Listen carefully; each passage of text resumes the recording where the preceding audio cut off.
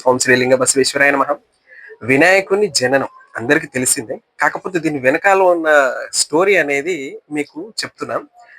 పూర్వం ఒకానొక టైంలో గజముఖ సూర అనే రాక్షసుడు ఉండేటోడు.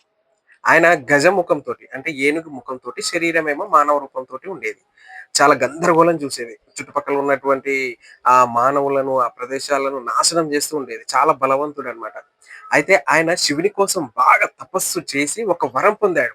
ఏంటంటే ఏ ఇద్దరి కలయిక వలన ఎవరైతే ఉంటారో ఏ ఇద్దరి కలయిక వచ్చినటువంటి వ్యక్తితో కానీ అస్త్రశస్త్రాలతోటి గాని నాకు చావు ఉండకూడదు. నాలాగా నా లెక్క ఉన్న వ్యక్తితోటే నాకు చావు ఉండాలి అని. సరే అని వరము పొందడం జరుగుతది. పొందిన తర్వాత ఇంకెక్కువ ఒక గర్వం పెరిగేసి ఇంద్రలోకాలను గూడా గజగజలాడిస్తూ ఉంటాడు. ఇంద్రలోకం పోతాడు. ఇంద్రుడిని ఓడించడం జరుగుతుంది. అయ్యో! ఇవన్నీ చూసాక ఆ దేవతలందరూ శివుని దగ్గరకొచ్చి వేడుకునేసరికి ఆ పక్కకు వినాయకుడు ఉంటాడు గదా! ఆ వినాయకుడు ఏం చేస్తాడంటే నేను సంహరిస్తానని ముందుకొస్తాడనమాట. అయితే వినాయకుడు జననం గూడా మీకు తెలిసే ఉంటది.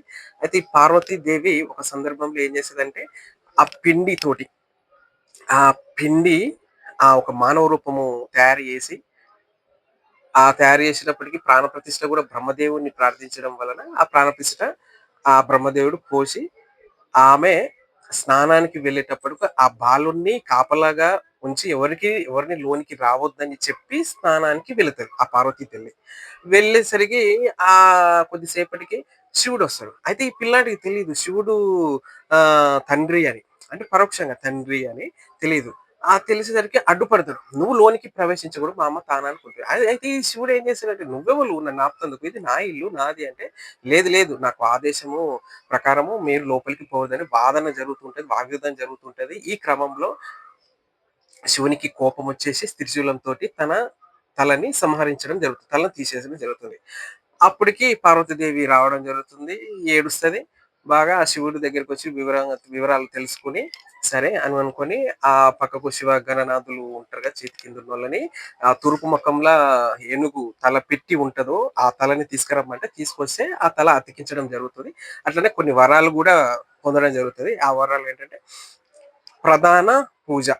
మొట్టమొదటిగా విఘ్నాలను తొలగించేవాడు అని అర్థంతోటి మొదటి పూజ నీ తర్వాతనే అందరికి జరుగుతదని వరం ఇవ్వడం జరుగుతుంది. ప్రతి దానిలో నువ్వు ఏది ప్రారంభోత్సవం చేశాను గాని, లేకపోతే ఆ పూజ విధానంలో చేసిన, వ్రతకల్పంలో చేసిన ఎక్కడైనా సరే నీ పూజ రానిది, కానిది అది పరిపూర్ణం కాదు అని ఈ వరం పొందడం జరుగుతుంది.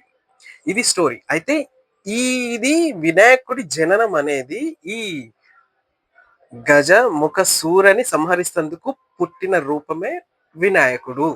ఇది స్టోరీ అన్నమాట. అయితే ఇదివరకు చెప్పాను ఎళ్ళాక ఈ గజాముఖ సూర్యుడి సంహారము.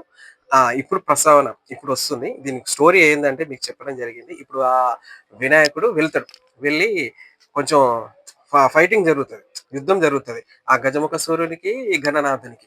ఈ ఫైటింగ్ జరిగే వరకల్లా గణేశుడికి కోపమొచ్చేసి ఆయనకు తెలుసు అస్త్రశస్త్రాలతోటి సంహరించబడదు. ఆయన దంతంతోటి అదే అస్త్రంగా మలుస్తాడు. అంటే అస్త్రం కాదు, శస్త్రం కాదు గదా! మళ్ళా అందులో మన మూషికాసురు రూపమే గణనాథుడు. అది తీసి సంహరిస్తందుకు వచ్చేసరికి ఆ గజముఖ సూర్యుడు ఆహ్, వేడుకుంటాడు. భయంతోటి వేడుకొని, ఆ మూషిక రూపంలో ఉండిపోయి, "అయ్యా! నన్ను క్షమించండి. నా అహంకారంతోటి ఇంత వినాశనం చేశాను. నన్ను క్షమించు. నీ పాదాల కాడనే ఉంటాను. నీ వాహనంగా ఉండిపోతాను" అని చెప్పడం జరుగుతది. అప్పటినుంచి మూషికాసురుడు అంటే ఎలక రూపంలో ఉన్నటువంటి ఆయన వాహనమే ఎలక రూపము. ఆ గణనేశుడు అప్పటినుంచి ఇప్పటి వరకు పూజలు అందుకుంటూనే ఉంటున్నాడు.